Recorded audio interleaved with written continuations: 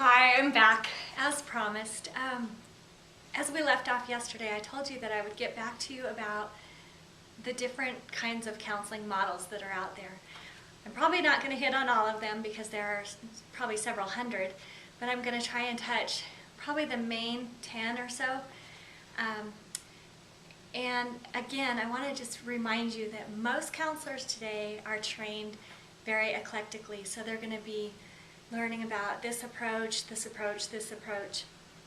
And as they're with a client in session, they may not even be aware in that moment what they're doing. They may not consciously be aware. But I want to just give you some information so that you have some more background about counseling and kind of just take away some of the fear. So today I wanted to start with the Adlerian approach, and this was based on Alfred Adler, and he was a peer with Sigmund Freud, but he did some things that were very different from Freud.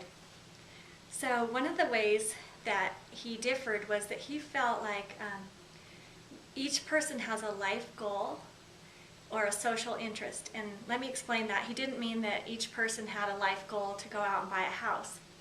He felt like they had a life goal that meant, this is how I'm going to behave in the world to get what I want. So let me give you an example. A few weeks ago I was taking some training, and I was noticing a woman in the class. She was a student, and she always had to be in charge, always. She could never be vulnerable, and the approach we were learning had everything to do with vulnerability, so she would get angrier and angrier and angrier.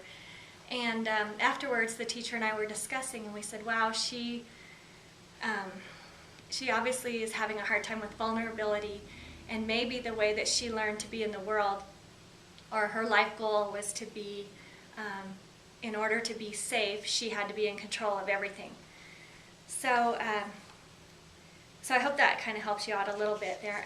And Adler also believed in this idea of social interest, and that's a person's knowledge of their impact in the world in which they live. So a person with a healthy social interest would have less intense feelings of inferiority, and they would probably meet their life goal. In other words, they felt like they could conquer how they felt like they could get through the world. They felt like they could achieve that goal. So one thing Adler wants to really instill is that people aren't trying to conquer power over other people. It's just that they want to have authority over their perceived weaknesses in life.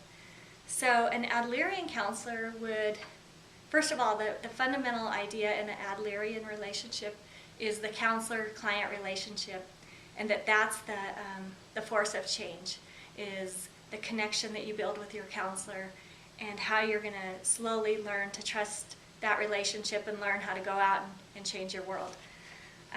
So some of the tools an Adlerian counselor may use would be family constellation, and they may look at family roles. So I saw an example of this in the doctor's office this morning. I saw a patient come out, and he was talking to the doctor, and he was just going on and on and on about his one daughter and how driven she was for soccer, and then he talked about his other one and said she was this amazing athlete, but she didn't have the drive.